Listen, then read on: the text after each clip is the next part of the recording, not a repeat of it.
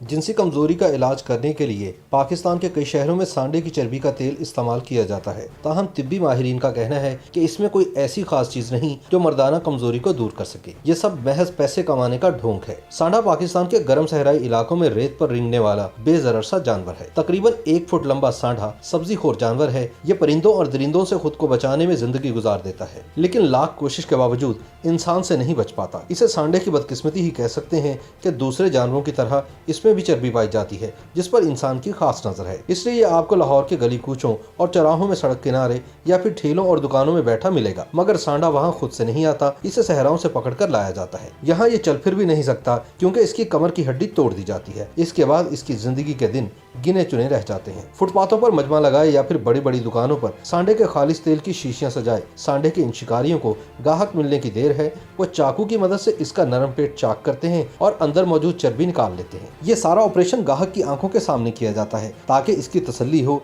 कि वो असली सांडे का तेल ही लेकर जा रहा है। सांडे के आम तेल की शीशी 150 रुपए से 500 रुपए के दरमियान बिकती है। लाहौर में मोहनी रोड, बिलालगंज, भाटी दरवाजा, मछली मंडी और पीर मक्की जैसे इलाकों में सांडे के तेल का कारोबार खुलेआम होता है। तहकीकात से ये बात सामने आई है कि पाकिस्तान और भारत के कई इलाकों के अलावा सांडों को दुनिया के दीगर कई इलाकों में भी इन्हीं गलत मफरूजों की बिना पर मारा जाता है, जबकि पाकिस्तान से इसका तेल अरब ममालिक और दुनिया के दीगर ममालिक में भी भेजा जाता है। कई जगह पर सांडे के जिनसी अज़ा भी खाए जाते हैं और इसका गोश्त भी इस्तेमाल किया जाता है, और इसके पीछे यही सोच कार फरमा है कि सांडा जिनसी कमजोरी का इलाज है। इस कारोबार में मुलविस अफराद ज्यादातर खुद भी अनपढ़ होते हैं और कम पढ़े लिखे लोगों को बेवकूफ बनाकर पैसे बटोरते हैं। सदियों से सांडे के बारे में तासुर पाया जाता है कि छोटा सा जानवर है जिसमें बेपनाह ताकत है और ये सहरा के इंतहाई गर्म हालात में भी जिंदा रह लेता है। यही इस मफरूजे की बुनियाद बना कि इसकी चर्बी में बेमिसाल ताकत होगी। बस जो बात सदियों से चल पड़ी है, इसको ये लोग चलाए जा रहे हैं। तिब्बी माहिरीन के मुताबिक इस पर बहुत तहकीक हो चुकी है, जिससे साबित हुआ है कि सांडे की चर्बी में ऐसी कोई खुसूसियात नहीं है। ताहम दूसरी तरफ सांडे के तेल को पसंद करने वाले समझते हैं कि सांडे के तेल में एफ्रोडियाजिक खुसूसियात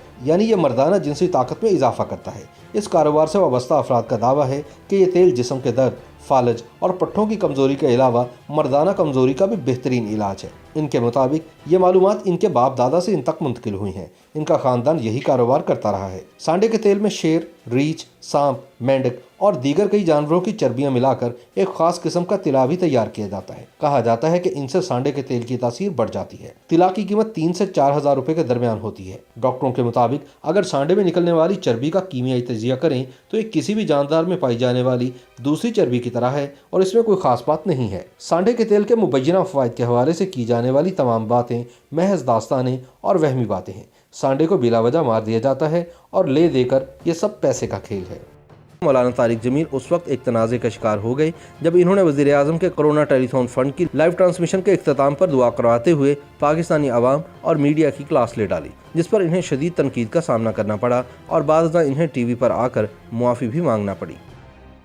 YouTube पर गूगली न्यूज देखने के लिए youtube.com की सर्च बार में गूगली न्यूज टीवी टाइप करें। गूगली न्यूज के पेज पर सुर्ख रंग के सब्सक्रिप्शन वाले बटन पर क्लिक करना ना भूलिए। YouTube पेज पर अपलोड होने वाली वीडियोस से बाखबर रहने के लिए बेल आइकन पर क्लिक कीजिए। आपको हर नई वीडियो के बारे में नोटिफिकेशन मौसूल हो जाएगा।